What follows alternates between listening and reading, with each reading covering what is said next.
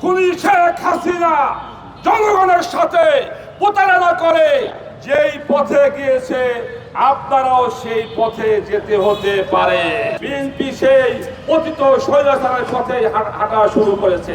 হাজার হাজার মানুষ বঙ্গুত্ব বরণ করেছে এই দেশটিকে একটি বৈষম্যহীন ফ্যাসিবাদ মুক্ত বাংলাদেশ গড়ার জন্য।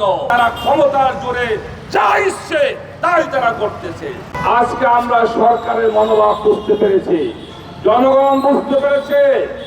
আমরা লক্ষ্য করেছি যে কয়েকটি পয়েন্টকে বিএনপি নোট অফ ডিসেন্ট দিয়ে রেখেছিল, অর্থাৎ বিচার বিভাগকে স্বাধীন করা, স্বাধীন দুর্নীতি দমন কমিশন করা এবং গুম খুন বিরোধী কমিশন সহ যেইগুলো একটি সরকারকে স্বৈরাচার বানায়, আজকে সেই পয়েন্টগুলোই বিএনপি আজকে মানতে পারতেছে না।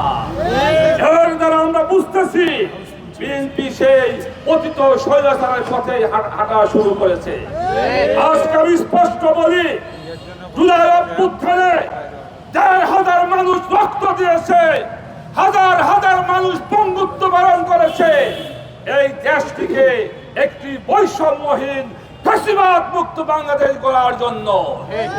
আজকে বিএনপি ক্ষমতায় এসে তারা জুলাই সনদকে আজকে তারা তুচ্ছ মনে করতেছে এবং তারা ক্ষমতার জোরে যা ইচ্ছে তাই তারা করতেছে।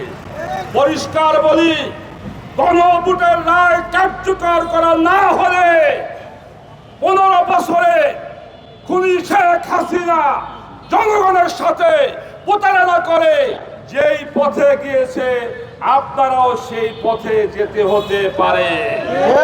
জনগণ খেপে গেলে তাহলে আপনার এই ক্ষমতার মস্তকে টিকে থাকা সম্ভব হবে না।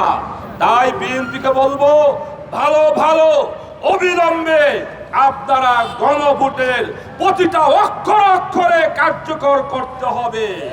যদি কার্যকর করা না হয়, বাংলাদেশ খেলাফত মজলিস 11 দল দেশের জনগণকে নিয়ে গণভোটের রায়কে অক্ষর অক্ষরে কার্যকর করে ছাড়বে ইনশাআল্লাহ।